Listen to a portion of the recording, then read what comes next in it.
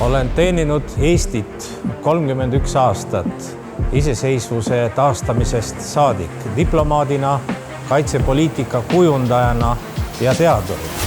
Olen Kalev Stoicescu.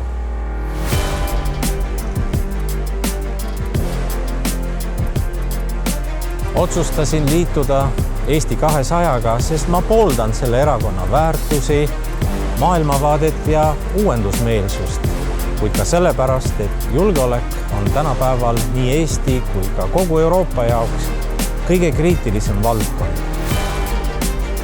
Uued tuuled ja uued tegijad on Eesti poliitikas hädavajalikud, et seista meid edasi viivate väärtuste eest.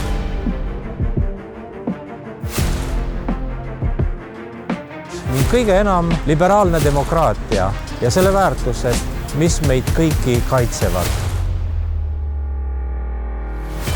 Ma soovin panustada oma teadmiste ja kogemustega poliitikasse selleks, et Eesti riiki ja meie kõigi elu paremaks muuta.